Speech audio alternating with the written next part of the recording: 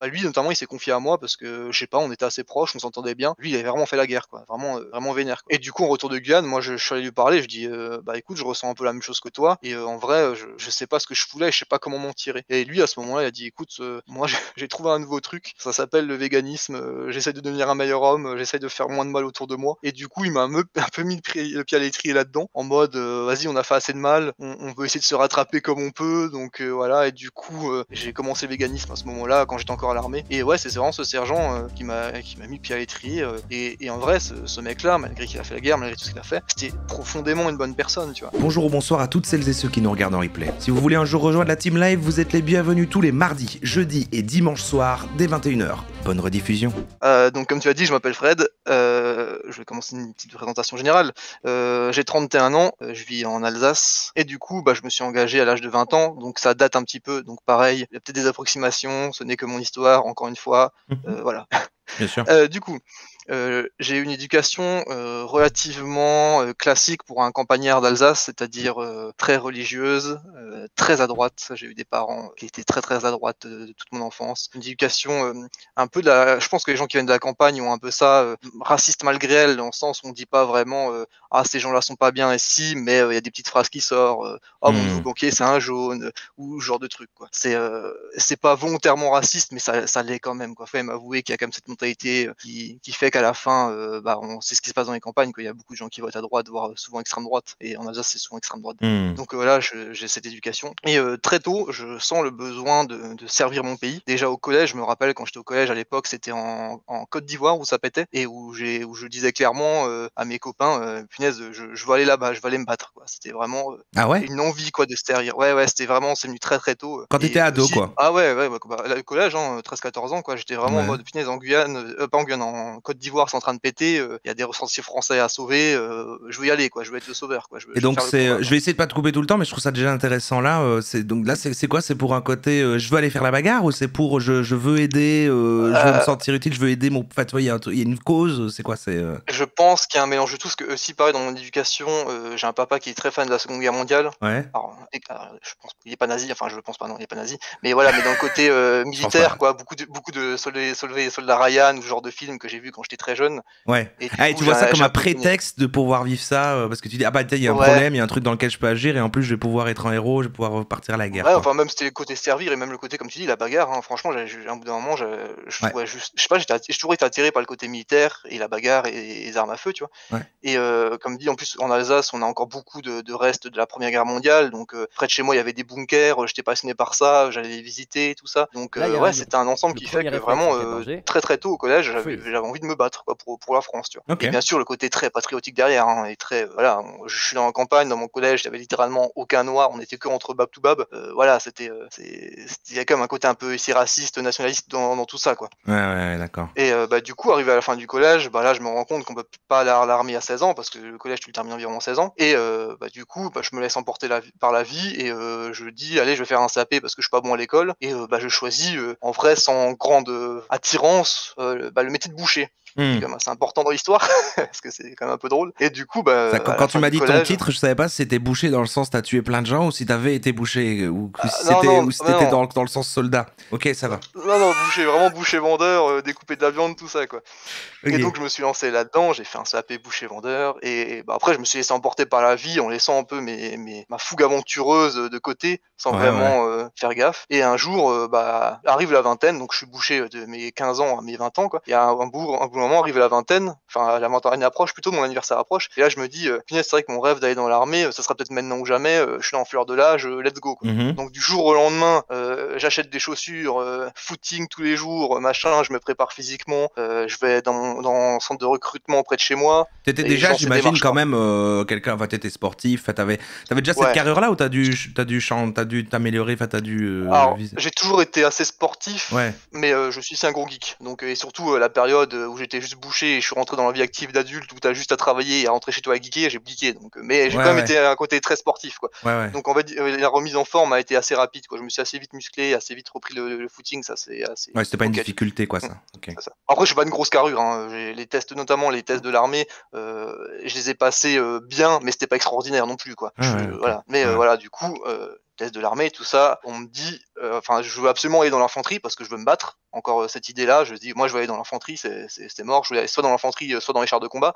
Mais quand on m'a dit que les chars de combat partaient pas à la guerre, enfin partaient plus à la guerre, je me suis dit, ah non, moi, je vais y aller. Donc, infanterie, quoi. Et en plus, la période de 6 qui m'a fait un peu me révéler à l'arrivée de la vingtaine, c'est qu'on était, la France était engagée en Afghanistan, et en Afghanistan, ça pétait fort à ce moment-là. C'était pas la guerre officielle, mais c'était une guerre, quoi.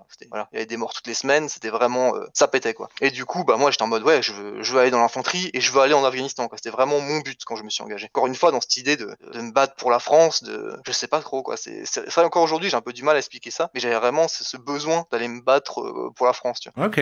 Tu sais pas plus l'expliquer, c'est ça. C'était un Bah besoin ouais, d'aller te battre pour la France. Bon, ça après, vient de notions qu'on t'aurait apprises. Enfin, c'est un espèce de truc. C'est ouais, il y a un côté héroïque de. Parce que ça, c'était beaucoup l'aspect qu'on se demandait mardi dernier quand on essaie de comprendre le déroulé. C'est la notion de vouloir se battre pour son pays. Ça vient quand même d'un. Je sais pas. Il y a un truc qui doit être inculqué. Ah mais ça, oui, ça vient d'éducation nationaliste, patriotique et après, c'est vrai que j'en ai pas trop parlé, mais quand je dis boucher facho, à cette époque-là, encore une fois, je suis au fin fond de l'Alsace, je suis un jeune qui se retrouve à habiter seul à 17 ans, je traîne dans les bars remplis de skinhead, clairement, je deviens de droite, très de droite, hein, voilà, j'ai fait des mauvaises décisions dans ma vie, clairement, à cette époque-là, j'étais clairement néo-nazi, quoi, mais vraiment de ouf, tu vois, c'était vraiment vénère, quoi. Okay. Et donc, couplé à ce qui se passe en Afghanistan, en plus, on se bat contre des islamistes, machin et tout, tu sais, ça a un peu embrigadé un petit peu, je pense, enfin, un peu fait monter la sauce en moi, et du coup, je me dis, vas-y, je veux vraiment aller me battre, quoi. D'accord. Alors, attention, hein, je dis pas que c'est bien, c'est juste stupide, hein, cette mentalité, mais c'était vraiment ma façon de penser à l'époque, quoi. Ouais, mais c'est intéressant de se demander comment ça arrive, qu'est-ce qui se passait dans ta tête et qu'est-ce que. Mais en tout cas, tu relis. En fait, je veux dire, de la manière dont tu racontes ça, quand même, tu relis ton envie de défendre absolument ton pays et du coup d'aller à l'armée et donc de faire la guerre avec ces idées quand même que tu avais à ce moment-là, quoi. Ah oui, oui, non, clairement, c'est relié, hein. Après, c'est clairement relié, quoi. On va pas se le cacher, l'extrême droite, c'est extrêmement violent et voilà, il y en a qui veulent taper des gauchos et il y en a qui veulent se battre à l'armée, quoi. C'est un peu les deux grosses catégories d'extrême droite qu'il y a, quoi. D'accord, on va pas se le cacher, tu vois. C'est toi qui l'as dit. Un peu. Oui, c'est moi qui l'ai dit, attention, c'est moi qui l'ai dit. C'est un propos n'engage que moi, y a pas de souci. Je les connais, j'ai l'été, donc je sais très bien comment ça se passe. Et du coup, bah là, l'engagement commence, quoi. Je passe mes tests, j'ai les notes suffisantes pour aller en infanterie, et du coup, je suis relié au 110e régiment d'infanterie, qui est un régiment un peu spécial, parce que c'est un régiment français, mais en Allemagne. Du coup, moi, en tant que bon facho, en plus, je suis en Allemagne, c'est trop bien, quoi. La brigade franco-allemande, on est au top, quoi. Vraiment. C'est vraiment un truc qui existe encore, hein. C'était la brigade franco-allemande, c'est un truc qui a été créé après la Seconde Guerre mondiale, où on a un peu lié nos deux armées pour un peu la fraternisation, quoi. Et donc voilà, j'étais dans la brigade franco-allemande au 110e régiment d'infanterie à Donaueschingen.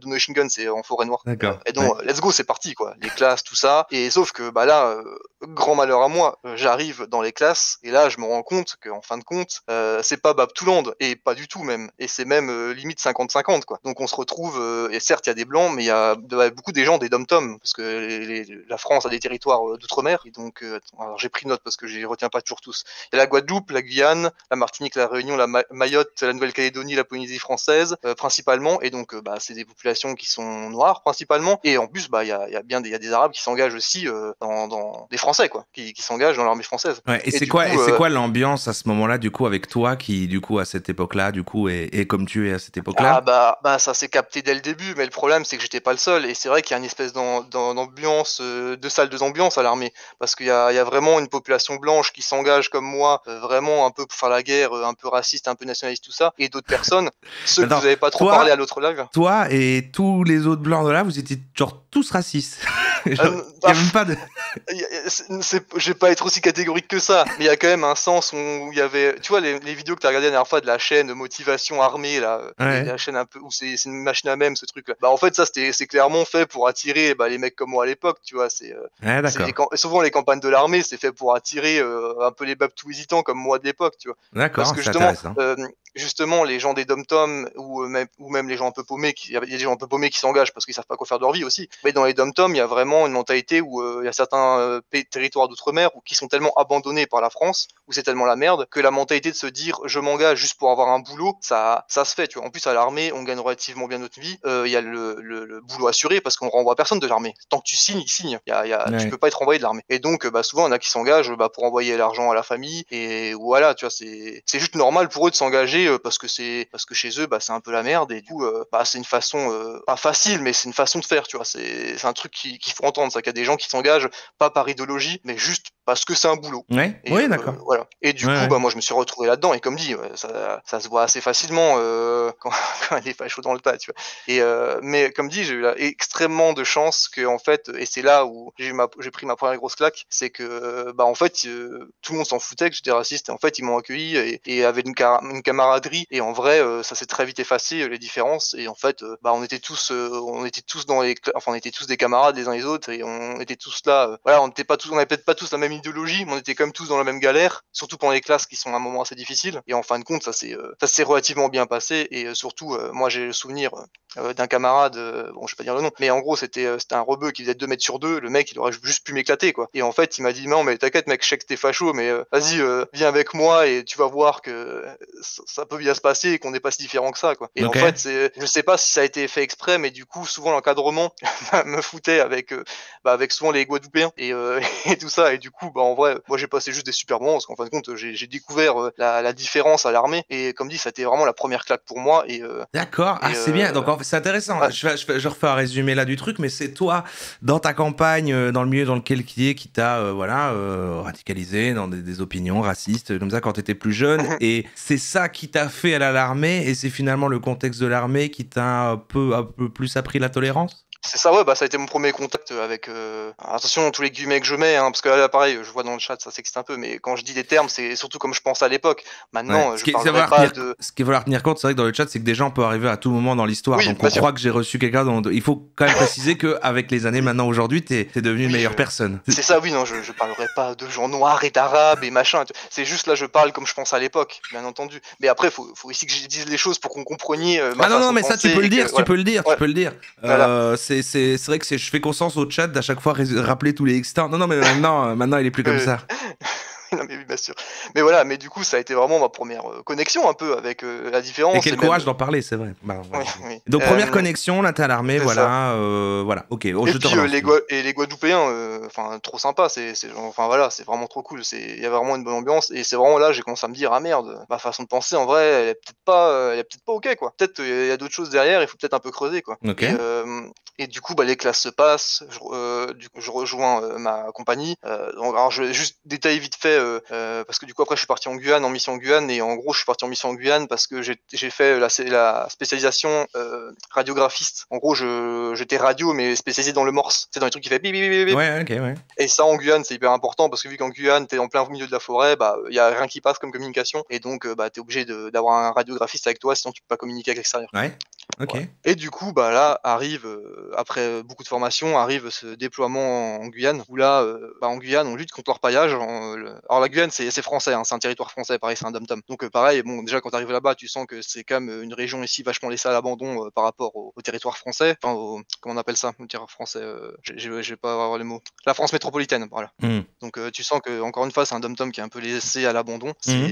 C'est relativement pauvre et là-bas, bah, on lutte contre l'orpaillage. Donc l'orpaillage, c'est des gens, c'est souvent des immigrés clandestins qui font ça. Donc c'est soit des Surinamiens, soit des Brésiliens qui vont dans la forêt guyanaise et qui récoltent de l'or, quoi. Donc en gros, ils prennent de la boue au fond des rivières et ils mettent ça sur des tapis. En gros, ils récupèrent l'or et le problème, c'est que ça pollue énormément et enfin bon, ça, c'est un peu le prétexte. Surtout, bah, ça vole de l'or à la France, entre guillemets, et c'est ça que le gouvernement n'aime pas, quoi. Et donc D'accord. on est là-bas Ok. pour lutter contre ça. Ouais. Mais du coup, la façon de le faire est absolument, inhumaine. Alors attention, là, c'est le moment peut-être un peu oxygène, dans le sens où, en gros, quand tu es en mission en Guyane, ce que tu fais pour lutter contre l'orpaillage, tu pars en jungle profonde, donc soit en pirogue, soit en hélico ou que sais-je, ou à Ouais. pied tout simplement. Et en vrai, bah, tu chopes des camps d'orpaillage et tu crames tout, quoi. Tu prends les maisons et tu crames tout. Alors les gens, fuient, hein, parce qu'en général, Ok. ils ont des spotters, donc on est plus il y a plus personne quand on arrive sur Ah, les quand vous camps. arrivez, il y a déjà plus personne et Ouais, juste ouais. vous cramez le camp, quoi. C'est ça, en général, il reste le prêtre du village parce que lui, il reste,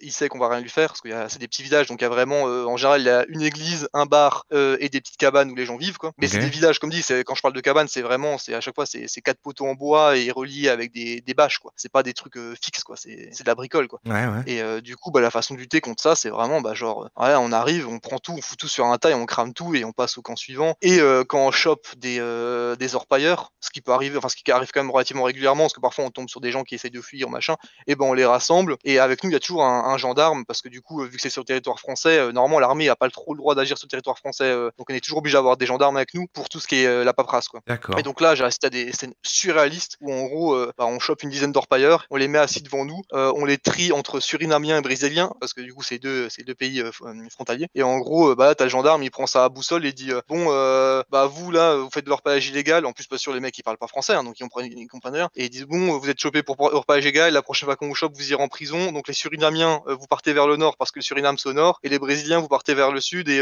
vous retournez dans vos pays, quoi. Et Ah! donc t'as des scènes comme ça surréalistes où moi j'étais là en mode mais enfin tu peux pas prendre ta boussole et dire toi tu pars par là. Enfin c'était une façon de lutter contre le truc, mais complètement pété, quoi. J'étais en mode mais ça peut pas marcher, quoi.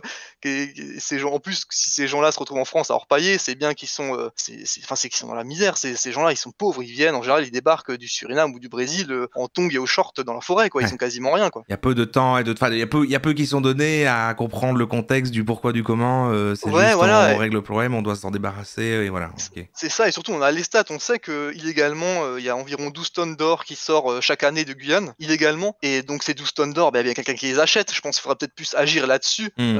que sur les pauvres mecs qui vont là pour orpailler, pour survivre, quoi. Et Et quoi comme dit, alors c'est... et à ce moment-là, toi qui vis ça, ce que tu me dis là maintenant, tu commences un peu à te poser ces questions-là? Enfin, je veux dire, en fait, Ah ouais? tu remets un petit peu en question le truc parce que ce Ouais, qu'on ouais. a vu mardi quand on regardait les trucs sur l'armée, c'était beaucoup le côté de, ça a l'air beaucoup de reposer sur la hiérarchie, l'autorité et en fait, Mmh. tu as des directives et tu les remets pas en C'est question ça, et tu les fais. Et toi là, tu commences à avoir du doute un peu sur ce qui se c'est passe, ça, ouais. tu commences à enfin, ça perd un peu de Carrément. sens quoi. C'est ça, oui, bah, oui, je l'ai marqué dans mon squelette là. C'est vrai que c'est vraiment cette mission, c'est vraiment le perte de sens de l'armée pour moi, quoi. Je suis OK. pas là, enfin, pour moi, c'était pas ça l'armée, tu vois? C'était pas, on court après des pauvres mecs en short et on leur dit de rentrer chez eux, quoi. Surtout en leur pointant, «Ouais, ton pays, il est vers là, marche jusqu'à là-bas», quoi. Enfin, Ouais. ça a juste Tu te sens c'est juste pas de sens, pas, quoi. vraiment un Voilà. héros quoi là. Mais le problème, c'est que si quand t'es en mission, t'es un peu dans une bulle où tu te dis, bah, tant que t'es en mission, tu peux pas dire: «Là, je suis en Guyane, je suis à 7 heures de vol de chez moi». Je peux pas me dire, enfin, c'est 7 heures de vol? Ouais, je crois que c'est, enfin bref, ouais, je suis C'est loin de vrai. chez moi, je peux pas dire, «Là, je veux désobéir maintenant et tout envoyer bouler», tu peux pas, tu vois? En plus, t'as la pression, comme dit,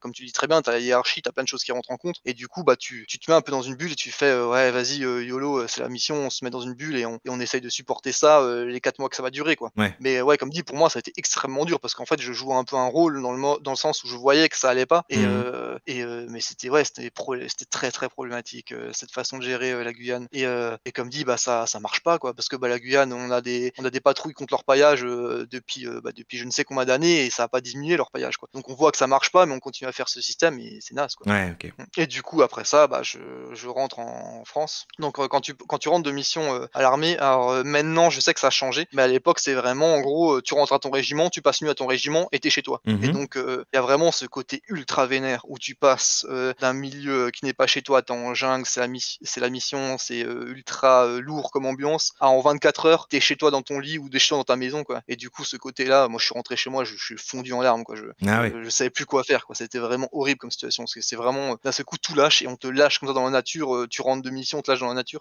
Et comme dit là, Grosse je tiens à préciser, comme désillusion, maint quoi. ouais, c'est ça. Et ça, maintenant, ça a changé parce que maintenant, quand les militaires rentrent de mission, ils ont ce qu'on appelle un sas de décompression, où ils ont 2 mois dans un hôtel où ils peuvent parler à des psys et tout ça. Ah OK. Voilà, donc ça s'est un peu amélioré, voilà. Maintenant, il y Si a on veut ça, se chose qu'il y avait modérer. pas à ton époque, quoi, du coup. C'est ça. Ouais, bah, et Donc en c'est plus, c'était relativement récent. extrêmement grave, ouais. Parce qu'en plus, là, on parle de la Guyane, une mission, où comme dit, c'est pas la guerre, quoi. Mais pareil, il y a des mecs d'Afghanistan, ils faisaient vraiment la guerre, ils rentraient et on les libérait comme ça au bout de 24 heures chez eux, quoi. Alors qu'ils étaient traumatisés, qu'ils avaient vu des trucs horribles. Ouais, ouais. Et c'est catastrophique, quoi, là. Donc, même l'armée prend pas spécialement soin de ses soldats, à ce moment-là, quoi. Alors, comme dit, maintenant, ça a changé et c'est tant mieux. Et c'est même tant mieux pour nous, les civils, parce que ça évite d'avoir, des gens, peut-être qui sont choqués, qui sont pas eux-mêmes, qui rentrent, bah, chez eux, quoi. Quand tu as fait la guerre, tu peux aussi péter des câbles pour pas grand-chose, je pense, hein. Enfin, Bah, ouais, ouais, c'est, ouais, c'est un peu grave, quoi. Et du coup, ouais, bon, moi, je rentre ça, je passe mon mois chez moi à la maison à me poser plein de questions sur ce qui vient de se passer, parce que parfois, t'as presque l'impression que c'est un rêve. Tu dis: «C'est 4 mois de ta vie». En fait, bon, 4 mois, c'est long, mais c'est long et pas long en même temps, quoi, surtout quand tu le vis. Et j'étais en mode: «Mais punaise, est-ce que j'ai vraiment envie de faire ça de ma vie?» Parce que moi, je me voyais vraiment faire militaire le reste de ma vie, quoi. J'étais vraiment en mode: «Waouh, ouais. c'est trop bien et tout». Et Pour savoir bah, trouver ta voie, tu voulais ça comme carrière, Ouais. et là, gros changement. Mais du coup, t'as fait Ça. vite un saut dans le temps entre quand t'avais fait ça et cette mission-là. Mais avant ça, t'as quand même une phase où t'as quand même exercé d'une autre façon et où là, t'étais ok, Euh, c'était ok, quoi. Ouais, alors vu que moi j'ai comme dit j'ai une spécialisation, un peu vénère dans l'armée, c'est vraiment un truc, très spécifique où j'ai eu beaucoup de formations. En gros à l'armée, quand tu rentres à l'armée, t'as ce qu'on Hmm. appelle des FSI. C'est des petits diplômes comme ça qui durent à chaque fois, 4 mois si je dis pas de bêtises ou 3 mois. Hmm. Et en gros, bah, au début tu la formation générale, après la formation combattant, après moi j'ai fait la formation radio et après la formation, morse, Ouais, c'est ça comme tu radiographie. dis, ouais, ok. Ouais, ouais. Et du coup, bah, en fait, tout ça, ça m'a pris quasiment 1 an et demi de formation et après, bah, c'était un soldat, faut qu'il parte au moins 1 fois par an, sinon il est pas rentable aux yeux de l'armée. Donc là, après, c'était en D'accord. mode, bah, je suis parti, tu vois? Donc j'ai quasiment que fait, D'accord, ok, je classe, resitue formation, mieux formation. maintenant les étapes. Ok, ok, ça va. Ouais, classe, formation, formation et départ, quoi. C'était vraiment ça mon histoire à l'armée, quoi. D'accord. Mais effectivement, un soldat 0-0, ce qu'on appelle 0-0, c'est les combattants. Eux, ils ont peut-être, seulement 6 mois de formation au total et après, bah, plus, bah, ce que tu disais la dernière fois, que je fais un petit aparté sur ce que fait un soldat en temps de paix. C'est, bah, effectivement, c'est, Hmm. au régiment, bah, quand tu es au régiment, tu fous pas grand-chose de ta vie, hein, faut être, un peu honnête. Tu te lèves le matin, tu fais ton footing, ton sport et après, bah, le reste de l'après-midi, tu peux avoir des petites formations ou, des sports co, des foot ou des trucs comme ça. Mais c'est vrai que sinon, tu fous pas grand-chose de ta vie, hein, faut être très honnête, hein. Il y en a beaucoup qui Ah ouais, passent, ok. l'après-midi dans leur chambre à jouer à la Play, quoi. Ah ok. Ok. Ouais, ouais, ouais, c'est assez spécial. Mais après, par contre, il y a d'autres trucs, d'autres missions, comme Vigipirate qui occupent beaucoup les militaires, surtout depuis qu'il y a des attentats. Parce que moi, je précise aussi que tout ce qui s'est passé, c'est avant les attentats là, Hmm. donc voilà. Et donc ouais, bah, maintenant depuis qu'il y a les attentats et tout ça, il y a énormément de Vigipirates et il y a même, enfin, ouais, bon, hein, les militaires souvent ils font, Vigipirate, ils font 2-3 sections, enfin 2-3, missions Vigipirate et après ils partent en vraie mission entre guillemets et Vigipirate, mission, Vigipirate, mission et ainsi de suite, quoi. D'accord. Et donc c'est Ok. souvent ça qu'on fait en temps de paix, bah, c'est l'entraînement physique, la préparation et l'entraînement au combat qui pareil, moi je trouve ça assez intéressant les formations au combat. C'est pas bien, hein, c'est pas une bonne passion, mais enfin moi je trouve ça hyper intéressant les formations de combat et comment on se bat et tout ça. Bah, comme dit après c'est par rapport à ma mentalité que j'avais à l'époque, quoi. Ouais, ouais, Et ok. du coup c'est Quand assez tu dis prenant. formation combat, c'est quoi? C'est que l'utilisation d'armes à feu ou c'est quoi? C'est aussi Alors du. t'as l'utilisation d'armes à feu, ce qu'on en parle le plus, mais après t'as d'autres choses. T'as déjà les formations au 1er secours qui sont ici assez intéressantes, comment réagir quand quelqu'un, bah, se prend une balle, hein, parce que ça reste comme ça le métier de soldat, hein, ça reste de la guerre avec des armes à feu. S'il y a des gens qui perdent des membres, machin, comment réagir. Il y a aussi, des combats plus spécifiques, par exemple le combat lock, le combat en intérieur, où Mhm. ça c'est carrément une science à elle-même où, bah, tu comment faire du combat lock, un peu presque comme, ferait le SWAT, on va dire, parce que le SWAT du coup, aux États-Unis ils font que du combat lock et du coup, enfin D'accord. tout ça, ça prend vraiment beaucoup de temps et c'est ce qu'on appelle du drill, quoi. Parce qu'en gros, on t'apprend à faire les choses de manière automatique parce que quand tu à la guerre et que tu es sous pression, faut que ton corps réagisse de manière automatique, tu vois? Donc souvent, c'est de la répétition et de la répétition les formations pour que le jour où tu es obligé de le faire sous pression, bah, tu pas besoin de réfléchir, tu vas le faire, tu vois? Recharger ton arme, machin ou de ce genre de choses, quoi. Ok. Et donc, la formation militaire, c'est beaucoup, ouais, c'est beaucoup ce qu'on appelle du drill, donc tu répètes les gestes, des centaines de fois jusqu'à ce que ça devienne presque naturel, quoi. Ok. Voilà. Je vois. Bon, un truc très discipliné, voilà. Ok. Ouais, c'est ça. Du coup, à ce moment-là, quand donc tu reviens de ta mission en Guyane, t'es pas bien, qu'est-ce qui se passe à ce moment-là? C'est déjà là que tu veux t'éloigner de ça ou qu'est-ce qui se passe? Ah bah, déjà là, à partir de mon retour de Guyane, je dis, j'avais signé pour 5 ans à la base, j'ai dit, «Je fais mes 5 ans et je me casse. Je veux plus rien savoir, D'accord. Mais même là, si j'arrive à part, t'es seulement à quoi, 2 ans? Un peu moins de 2 ans? ouais 2 ans, oh 3 ans quasiment je pense Ah, avec les ok. formations que j'ai fait et après j'ai fait 2-3 camps d'entraînement ici, mais des trucs plus light, tu vois? Bah, comme dit beaucoup de formations et d'entraînement. Mais, Hmm. ouais à peu près je dirais 2 ans et demi, allez on va dire 10 ans, 2 ans et demi environ. Hmm. Et Ok. et ouais donc là je suis déjà en mode, non c'est mort, je le ferai plus, enfin je ferai pas plus que 5 ans et puis c'est tout. Et là en vrai j'en parle à un sergent avec qui j'étais assez proche, déjà avant mon départ en Guyane. C'est un sergent déjà qui était assez jeune, il devait avoir moins de ouais, il devait avoir moins de 30 ans. Ouais. Et c'était quelqu'un que je trouvais très touchant et surtout en fait j'ai un peu le contact facile et souvent il y avait des gens qui se confiaient à moi à l'armée parce qu'à l'armée, comme tu imagines, c'est des hommes entre eux, Hmm. ultra virilistes et tout donc montrer la moindre faiblesse et tout ça Mais pourtant, c'est il y a très plein de trucs mauvais, quoi. traumatisants, donc t'as justement le Ouais. besoin de parler, donc ça fait un C'est truc un ça, peu mais le problème, paradoxal c'est que de. 3 quarts des mecs font des carapaces Ouais. et ils pètent un câble au retour au civil, quoi. Et au Ouais. retour au civil, ils se retrouvent chez les psys, quoi et c'est comme ça que ça se passe pour, beaucoup de militaires, quoi. Hmm. Mais je sais pas, moi j'avais peut-être ce truc où peut-être les gens voyaient que j'étais un peu plus à l'écoute et du coup ça m'est déjà arrivé qu'il y a lui notamment il s'est confié à moi parce que je sais pas, on était assez proches, on s'entendait bien et bah lui il avait fait l'Afga, il avait vraiment fait la guerre, quoi, vraiment, vraiment vénère, quoi. Ouais. Et du coup en retour de Guyane, moi je suis allé lui parler, je dis, bah écoute, je ressens un peu la même chose que toi, et en vrai, je sais pas ce que je voulais, je sais pas comment m'en tirer. Et lui, à ce moment-là, il a dit, écoute, moi, j'ai trouvé un nouveau truc, ça s'appelle le véganisme, j'essaie de devenir un meilleur homme, j'essaie de faire moins de mal autour de moi. Et du coup, il m'a un peu mis le pied à l'étrier là-dedans, et, en mode, vas-y, on a fait assez de mal, on veut essayer de se rattraper comme on peut, donc voilà. Et du coup, j'ai commencé le véganisme à ce moment-là, quand j'étais encore à l'armée. Et ouais, c'est vraiment ce sergent qui m'a mis le pied à l'étrier. Et en vrai, ce mec-là, malgré qu'il a fait la guerre, malgré tout ce qu'il a fait, c'était profondément une bonne personne, tu vois. Et c'est ça le gros drame de l'armée, je trouve, c'est qu'il y a des gens qui sont profondément bons, qui y vont, et juste ils sont broyés par ce système, tu vois. Ils s'engagent pour des idées à la con, et en fin de compte, ça les broie, quoi. L'armée des broie, et ils en ont rien à foutre d'eux, tu vois. Ok, Alors peut-être waouh. maintenant, comme dit, ça a changé, mais comme dit, à l'époque, ouais, c'était terrible. Les mecs qui rentraient d'Afghan, ils étaient détraqués et ils avaient littéralement aucune aide, quoi. Moi, je m'en souviens avoir parlé à mon chef de section, justement, à mon retour de Guyane, que j'étais pas très bien, et il m'a dit, va voir le prêtre, quoi, parce qu'on avait un prêtre dans notre régiment. Mhm. Voilà. J'ai pas envie de me confier à un prêtre, quoi. Enfin, c'était un peu pareil, c'était un peu surréaliste, quoi, de dire: «Ouais, tu vas pas bien, va parler au prêtre», quoi. C'était un peu Ouais. et bah, c'est en même temps, c'était la seule chose qu'ils avaient à l'époque. Comme dit, je crois que maintenant, ils ont mis des choses en place. Ils ont mis des aides psychologiques et tout ça, et heureusement, mais Ouais, ouais. ouais, à T'es l'époque, c'était temps, une quoi. Ouais. catastrophe, quoi. Comme dit, ça fait quand même plus de 10 ans maintenant, donc ouais, ça il y a des choses qui ont changé, et j'espère pour les soldats que ça a changé, parce que c'est catastrophique. Mais ouais, du coup, et après, il y a eu un autre drame, c'est que mon régiment, s'est fait dissoudre. Donc mon régiment est fermé aujourd'hui, le 110e régiment d'infanterie n'existe plus. Et D'accord. là, gros problème, c'est que du coup, tu dois faire des vœux pour, décider où tu vas aller. Et Ouais. bah là, bah moi, je me dis: «De toute façon, je veux que ça soit le moins pénible pour moi possible, donc je vais prendre juste les régiments autour de là où j'habite, et puis, let's go, quoi». Mhm. Et du coup, je me retrouve dans un régiment, le 1er régiment d'artillerie à Bourgogne, c'est près de Belfort. Et bah, là-bas, le problème, c'est que tu arrives en première classe, parce que comme dit, hein, c'est vrai que je l'ai pas dit, mais je suis rentré en tant que militaire du rang, par la petite porte, quoi. Je suis vraiment commencé, soldat, quoi. Mhm. Les militaires du rang, les MDR comme on les appelle. Et du coup, bah, je me suis retrouvé dans un nouveau régiment, à recreuser mon trou en tant que première classe. Et surtout, j'étais déjà en mode, moi je suis clairement arrivé là-bas, je leur ai dit: «Écoutez», enfin mon chef de section, je lui ai dit: «Écoutez, je viens de débarquer d'un, voilà, enfin je sais déjà que je veux pas continuer l'armée après mes 5 ans, je veux terminer mon engagement tranquille, si vous voulez me mettre sur de la formation», parce que là où j'étais fort, c'était je suis pas un extrêmement bon, militaire, on va dire, en maniement des armes, physiquement et tout ça, j'ai toujours été moyen. Mais par contre, là où j'étais vraiment excellent, enfin bon, je vais pas me vanter, mais là où j'étais vraiment bon, c'était en morse, en radiographie. Et c'est un Ouais. truc qui m'a passionné.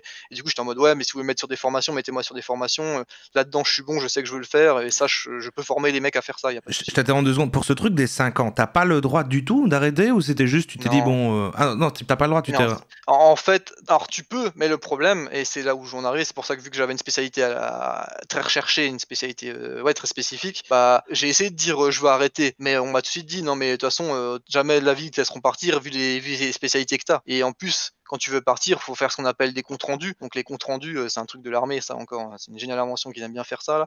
Les comptes rendus, en gros, tu as un gabarit, il faut écrire manuscritement sur une feuille blanche, sans ligne, tu vois? Et tu dois faire, «J'ai l'honneur de vous rendre compte, que je voudrais bien quitter l'armée». Enfin, en gros, tu vas faire des textes bien tournés et tout, faut pas qu'il y ait de fautes, faut pas que ce soit écrit de travers, sinon c'est refusé. Et ça, en fait, tu le donnes à ton chef de section, mais après, si ton chef de section veut pas le donner au capitaine, et lui, le capitaine veut pas le donner au chef de régiment, bah juste, Ah le ok, ils courrier mettent passe plein pas, et de, t'as ok, ils mettent plein de ouais, fausses barrières et d'obstacles pour qu'à chaque fois, même si tu prévois de le faire, t'arrives jamais ouais. vraiment à partir, quoi. C'est ça. Pour ça, moi, des comptes Ok. rendus, j'en ai fait 2 ou 3 une fois que je suis arrivé dans ce nouveau régiment, mais à chaque fois, ils étaient bloqués parce que juste, ils voulaient pas que je me barre. Parce que pour eux, j'étais du pain béni.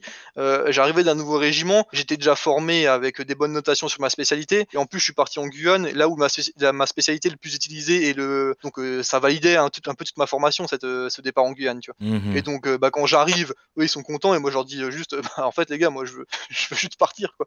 Donc ouais, déjà, il y avait une sale ambiance, quoi, quand tout ça s'est passé. Et donc j'ai supporté ça quelques mois, et bah, au bout d'un moment, j'ai craqué, j'ai pris peut-être 1 ou 2 mois, je me suis mis, bah, en arrêt 1 ou 2 mois, et après je suis revenu, et j'ai fait juste une journée, et j'ai pris mes affaires et je me suis barré, et je suis plus jamais revenu. Ah Donc j'ai ouais. fait ce qu'on appelle une désertion, littéralement. Ah ouais. Parce que, j'étais à bout, j'en pouvais plus. Et comme dit, quand tu es en première classe, attends, Kaipa, je viens de voir ta question, je te réponds après. Quand tu arrives première classe dans un régiment, faut se faire un peu son trou, entre guillemets, tu vois? Tu connais personne, tu es le grade le plus bas, tout le monde s'en fout de toi, entre guillemets, tu vois? Alors Hmm. même moi qui a une spécialité un peu recherchée et tout, voilà, au moins j'ai évité la compagnie de combat, parce que la compagnie de combat, c'est vraiment le pire. J'étais toujours dans des compagnies, de soutien, là où c'est un peu moins pire, on va dire, mais ouais, tout le monde s'en fout de toi, quoi. Et du coup, quand tu arrives et tu te dis juste: «Non mais moi, mettez-moi sur les formations parce que je veux plus partir en mission, je veux plus faire, des entraînements trop vénères et tout ça», bah, ils Hmm. rigolent juste et t'inscrivent sur les prochaines missions, quoi. Ils en ont rien à foutre. Il y a aucune entente de ce point de vue-là. Et Ah ça, je pense ouais. que ça a pas changé, hein. Non, non, c'est terrible, il y a aucune, voilà, quand tu es 1 classe, tu es vraiment, on a rien à foutre de toi, quoi. C'est vraiment, tu fais ce qu'on te dit, et puis si tu pas content, c'est la même, quoi. Ouais, Ouais, Si t'es ok. pas content, tu désertes, quoi.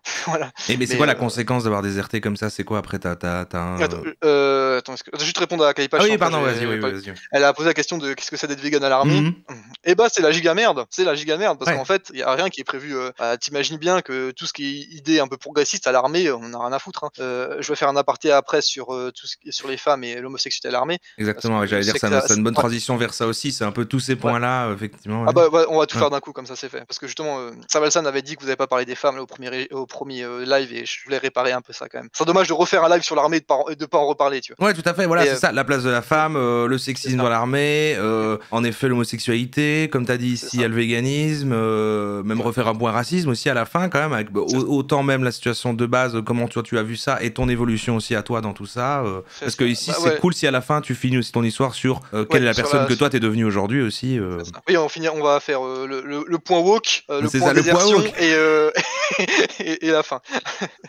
Non, mais voilà, donc avec vegan à l'armée, bah, y a rien qui est prévu pour nous, quoi. Il y a pas de y a qu'un seul quand tu vas, alors attention, faut à l'armée, il y a plein de mots, ils veulent pas dire la même chose. Donc à l'armée, on dit pas cantine, on dit: «On va à l'ordinaire». Donc quand tu vas à l'ordinaire, il y a pas de repas pour toi, juste, bah, tu vas te faire foutre, tu prends ce qu'il y a à manger, bah, Ah souvent oui, je mangeais du pain, quoi. y a pas de choix, quoi. Ouais. Ouais, ouais, voilà, il y a, vite fait, ils essayent de pas cuisiner enfin non, ils font il y a toujours un menu sans porc quand même, ça ils le font, mais c'est tout, quoi, c'est Hmm. voilà. Et du coup, en général, ils pour pas avoir à faire 2 menus, ils font juste ils cuisinent juste pas de porc, quoi. Et puis voilà, il y a juste ça, quoi. Donc Ouais. bah, bah, tu te démerdes, quoi. Et pareil, alors du coup, une fois que j'ai été vegan, je suis pas parti sur le terrain, donc j'ai pas eu à manger des rations. Parce que du coup, pareil, dans les rations, c'est pareil, hein, il y a juste des rations, «classiques» entre guillemets, des rations sans porc, mais sinon il y a pas d'autres rations, végétariennes, quoi que ce soit, ça existe pas, ça c'est mort à l'armée, quoi. Ouais. Du coup, alors les femmes à l'armée, je vais juste en parler brièvement parce que je ne suis absolument pas concerné, Hmm. mais dans le sens où effectivement il y en a très peu. Surtout moi, j'étais dans l'infanterie qui est quand même le truc le plus vénère de l'armée, on va dire, quoi.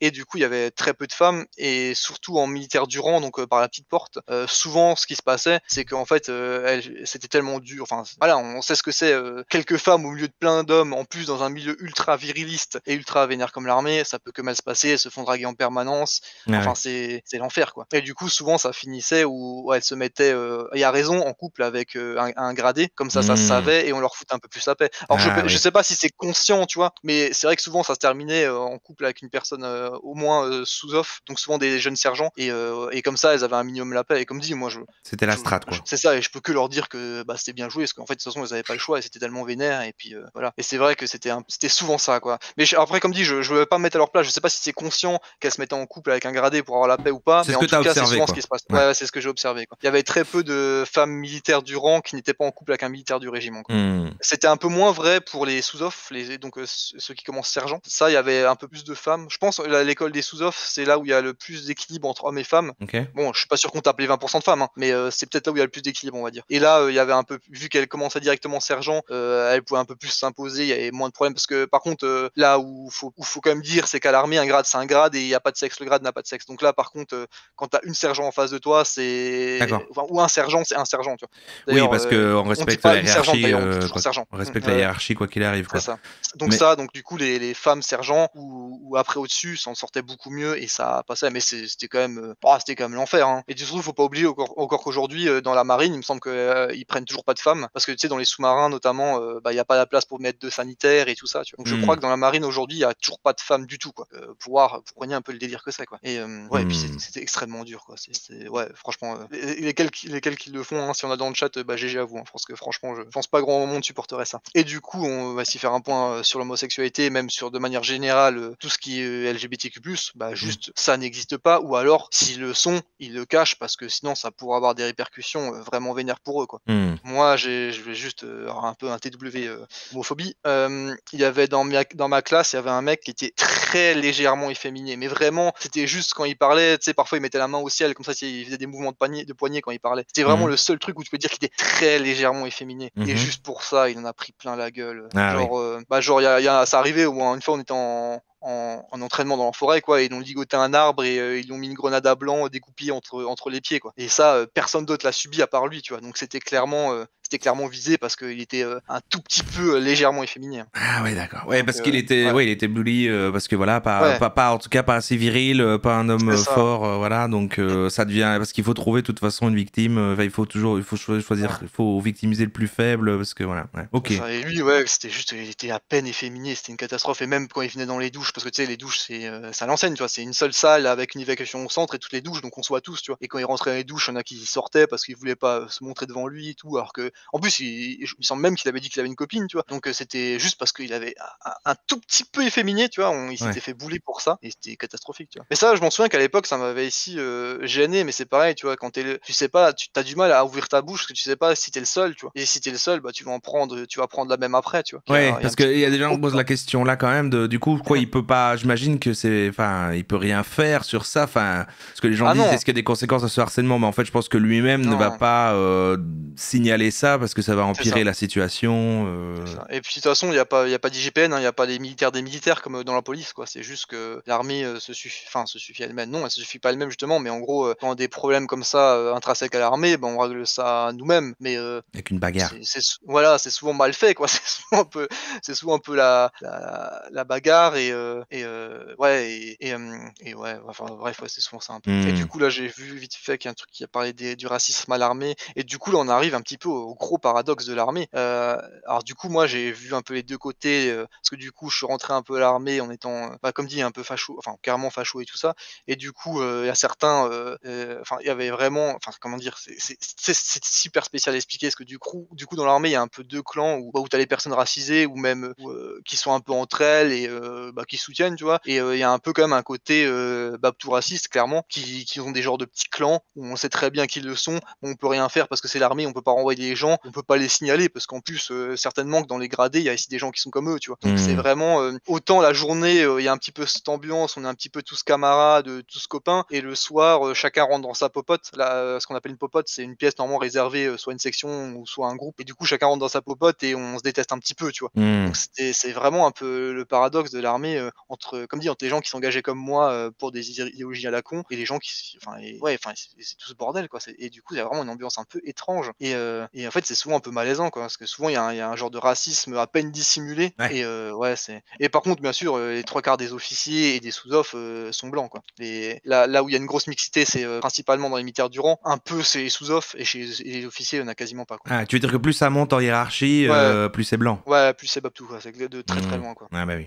et Ok, bah et pour finir enfin, pardon, je te coupe ici, mais pour mmh clôturer sur toi, ton histoire et ton vécu par rapport à ça, donc tu dis ça, c'est il y a plus de ouais, 10 ans, c'est ça. t'as grandi, comme tu disais, dans un milieu assez rural, C'est ça. tu t'as voulu t'engager, t'avais des idées orientées extrême droite, etc. quand tu es Mmh. rentré dans l'armée. Aujourd'hui, t'es qui en fait? Enfin, tu te vois comment par rapport à...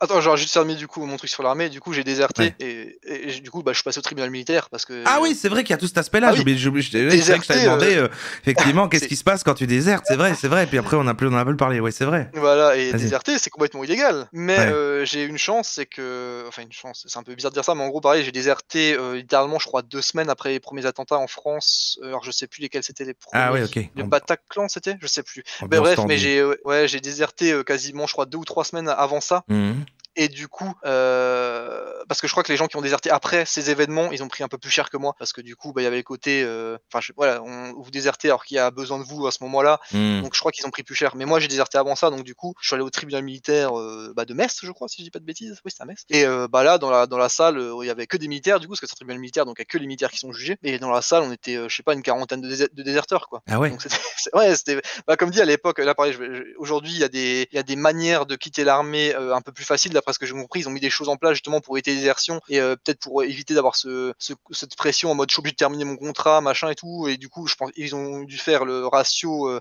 bénéfice-risque et visiblement ils ont mis en place des choses pour partir plus facilement de l'armée maintenant. Mhm. Et tu peux Ok. briser ton contrat si vraiment ça va pas et ainsi de suite, quoi. Ok. Voilà. Ok. Et Ah. ouais et du coup, bah, moi j'ai dans cette salle, bah, on était une quarantaine de déserteurs et le procureur de la République a dit dès le début, «Je sais qu'il va y avoir beaucoup de déserteurs, donc c'est 3 mois avec sursis, c'est 3 mois de prison avec sursis, Ah ouais. je vais pas me répéter à chaque fois» et puis voilà, c'est tout. Mais en vrai, tu dis: «Ah ouais, mais 3 mois de prison avec sursis, en vrai, ça c'est rien», tu vois? Genre tu prends ton sursis Ouais, mais et la c'est pas prison, grave, tu quoi. vois? Ouais, Ouais, mais ouais. avec sursis, hein, donc tu la fais Ouais. pas, hein, c'est juste que si Ah oui, jamais tu d'accord, c'est refais un du. D'accord, je ouais, crois que je croyais ouais, ouais. que tu faisais quand même un truc, puis que ça Non, se non, non, c'est du réduisait sursis, après, hein. ok. Ouais, d'accord. Non. En fait, le sursis, ça devient, ferme si tu refais un truc dans la même «branche» entre D'accord, guillemets. ok. Là, je crois que désertion, il me semble que c'est considéré comme désobéissance civique, si je dis pas de bêtises. D'accord. Donc voilà. Mais ouais, ça pareil, ce truc à l'armée, ce truc au tribunal de l'armée, c'était une scène aussi un peu incroyable, là, où tu es jugé par des juges, qui ont tous, 90 ans là, c'était trop bizarre, ils étaient tous, au bout, j'avais l'impression. Mais voilà, du coup, on est passés les uns après les autres pour prendre nos 3 mois avec sursis et puis voilà quoi, ma fin de l'armée, enfin libre et content. Mais ça, en plus, ça a pris du temps à faire parce qu'entre temps, moi, j'ai recommencé à bosser parce qu'en gros, la convocation au tribunal, ça prend du temps quoi. Donc en vrai, ça Mhm. fait déjà, peut-être, 6 mois que je rebossais, un truc comme ça. Et un jour, bah, tu reçois la lettre, d'être convoqué au tribunal militaire de Metz. Ça fait un petit coup de pression quoi. Mais Ouais, tu comme dit, m'étonnes. voilà, voilà. Et donc maintenant, qui je suis aujourd'hui? Bah Et ouais. ben, suite à cette désertion de l'armée et notamment mon entrée, dans le véganisme, là, ça va être le côté un peu joyeux, et ben, j'ai rejoint des mouvements, militants antispécistes, notamment en Suisse, où j'ai participé à des blocages d'abattoirs et du coup, j'ai été beaucoup en contact avec, des militants, antispécistes et donc, bah, souvent, féministes et ainsi de suite. Et du coup, Hmm. je me suis ouvert à tout ce monde et bah, ça a été, une libération pour moi clairement de rester, enfin de rencontrer ce milieu et ouais, c'était incroyable quoi. Vraiment, je me suis vraiment libéré et vraiment maintenant je me sens moi-même Trop bien.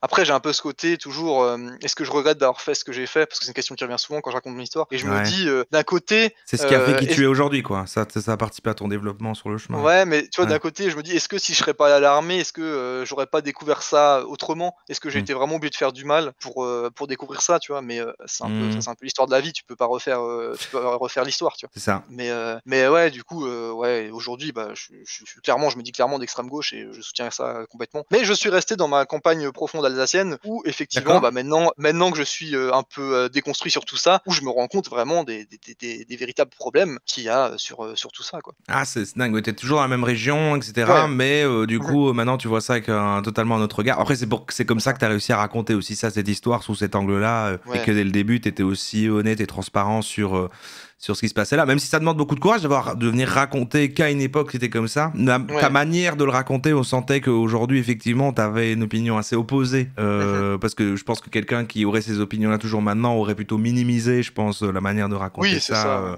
dans ta Non, jeunesse. moi j'assume complètement avoir été un salaud et bah, je le regrette fort, mais après comme dit, je peux rien faire, c'est passé, c'est passé. C'est pour ça aujourd'hui, j'essaie d'être une meilleure personne et chaque jour, bah, je me déconstruis un peu plus. J'aime pas trop le terme déconstruire, mais je m'améliore un peu plus parce qu'on n'est jamais déconstruit totalement. J'ai déjà discuté beaucoup de ça avec Calipage, mais voilà, on essaie de devenir une meilleure personne chaque jour et puis, bah, c'est cool. Et du coup, il y a quelqu'un qui demandait, bah, les anciens amis Faf qu'est-ce qu'ils deviennent? Et ben, ils vont se faire foutre, hein, j'ai plus trop de contact avec ces gens-là et les peu que j'ai un peu de contact, bah, c'est ceux qui se sont un petit peu calmés avec les années et à qui arrive à avoir des discussions Ah et oui. voilà. Ah, il y a Et c'est personne qui a pour eu un parcours peut-être comme toi, où vous pourriez vous retrouver, où enfin, non, les non. gens Bah, sont restés quand même. il y en a quelques-uns qui étaient, des faf modérés, je sais pas si on peut dire ça comme ça, mais on va dire que maintenant que je me suis un peu changé, j'ai réussi à avoir des discussions un peu plus intéressantes avec eux et leur expliquer, bah, en quoi c'est juste naze d'être ça, quoi. Hmm.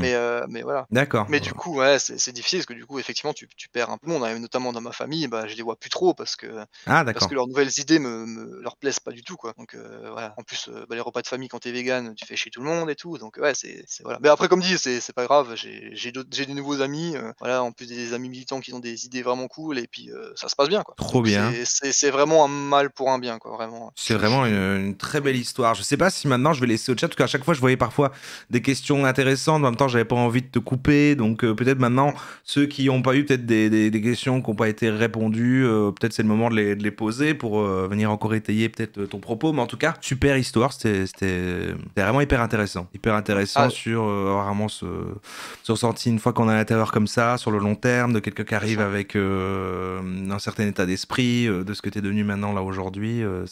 Franchement, c'est Bah, fort. c'est pour ça aussi, ouais, enfin, ouais, voilà, c'est moi, j'essaie de discuter avec les gens, hein, qui sont un petit peu cons, quoi. J'essaie de leur expliquer, notamment dans ma campagne et tout ça, mais parce que moi, je les connais, du coup, je connais la mentalité facho et je sais du coup, en plus, je sais vraiment bien les reconnaître, quoi. Parce que du coup, vu que je l'ai été moi-même et voilà, j'essaye de faire mon petit bout de chemin et de faire le bien et d'essayer de faire changer les mentalités dans ma campagne, quoi. D'accord, Mais bon, heu, trop mais bien. c'est mais c'est compliqué, quoi. Mais Comme dit, c'est ça, il y a une question intéressante. Tu fais quoi là aujourd'hui d'ailleurs, du coup tu... Je bosse en grande distribution, un petit boulot, boulot, je dirais pas alimentaire, en vrai, je l'aime vraiment, mon boulot, tranquille, quoi. C'est rien de je veux plus m'engager trop professionnellement, D'accord. voilà, je veux Tu avoir mon petit t'épanouis à boulot et côté, vivre tranquille, quoi. Voilà, machin, tout en ayant un boulot voilà, tranquille. Ouais. je fais beaucoup de skate, voilà, Calipa jeudi, je fais du skate, je me casse la jambe en skate, je refais du skate et puis, tout va bien, quoi. Ouais, du jeu vidéo et puis voilà, quoi. Et puis du live, voilà, je regarde un mec qui s'appelle Roro, je sais pas si tu connais, il est cool Ah ouais, et c'est voilà, bien quoi. ça? Ouais, ouais. Ah, je sais pas, Ouais, on ouais m'a déjà dit d'aller checker, mais je suis pas très et voilà, Twitch, quoi. moi. Mmh. Ok, trop Donc bien. voilà, je sais pas, effectivement, est-ce que toi, tu as des questions ou d'autres choses? Bah moi je me suis Tu vu que moi j'étais en vocal avec toi, je me suis permis de t'interrompre quand j'avais des questions. Donc en vrai moi là Mmh je mh. pense qu'on a pas mal fait le tour. Ou alors à la fin quand ici là, moi franchement c'était très bien, hein. C'était très bien. Merci beaucoup d'avoir pris le temps du coup d'être venu nous raconter tout ça et venir Ouais, compléter pas de souci. notre soirée du mardi sur ce thème-là. C'était trop Ouais. bien. Et ben, moi, je t'avoue que, comme je t'ai dit, c'était j'attendais que ce soit un peu libérateur et ça l'est, tu vois? Je suis content d'avoir raconté ça Ouais, ah et oui, ça tu me ça disais me ça fait du juste bien, moi avant. Ça aussi, hein. t'avait plaisir. Ouais, Ouais, ouais. ça fait du bien Ouais, de ouais. parce que t'avais jamais raconté tout ça peut-être à ce point-là Bah, peut-être pas de but en aussi blanc. détaillé et Ouais. puis, bah, quand tu rencontres une personne, lui dire: «Ouais, je suis un ancien Faf», enfin, c'est tu vois, c'est c'est pas ouf, tu vois? Comme premier contact. Même si dans le Discord, j'en avais un peu parlé parce qu'en fait, dans le Discord, je me suis senti safe, donc j'en avais déjà parlé une soirée, Ouais, bah, ouais. notamment avec, Bah, c'est comme ça qu'on Caracol et m'a ouais. renvoyé vers toi, Mmh en mh. fait, que C'est ça. effectivement, parce qu'il y avait déjà des gens du Discord qui avaient un peu ton histoire en tête. Et Ouais. c'est vrai que je suis devenu un peu sur le Discord en mode, un peu pour me libérer et vu que je me sentis safe, c'est vrai que j'en avais parlé une soirée et bah, comme dit, Caracol, des gens comme ça m'ont dit que ça pourrait être un témoignage intéressant. Je me suis dit, Eh ben, bah il a eu bah, bien let's go, raison, quoi. tout à fait. Ouais, Voilà, ouais, trop bien. un peu de lumière, dans ce monde, quoi, de se dire que pas tout qui est joué et que ça peut changer, quoi. Trop stylé. Mmh. Eh ben, merci, mec, en tout cas. Et puis, voilà, tant que c'est cool que tu te sentes bien sur le Discord et Ouais. tout. Non, clairement, je vais rester sur Discord et ouais, donc à tous ceux qui si vous me voyez en live, enfin sur Discord en vocal, n'hésitez pas à venir, on fait souvent des jeux, c'est sympa, voilà. Trop Très bien. bon Discord, très bonne ambiance et vraiment c'est Trop cool. bien. Et merci pour ton travail, bien entendu, parce que c'est toi qui rassemble ces gens-là, quand même Oh, pas bah oublier écoute, et donc je fais voilà. que regarder des choses sur Internet, tu vois. Ouais, c'est vrai, c'est vrai. Mais quand même, faut pas déprécier. Merci beaucoup, en tout cas, trop Ouais. bien. Bonne soirée, hein, salut. Allez, bonne soirée à toi. Bonne soirée le chat, au revoir. Trop bien, putain. C'était super intéressant. Hein. T'as bien fait, Caracol, là, de me lancer là-dessus dans la discussion modo, là.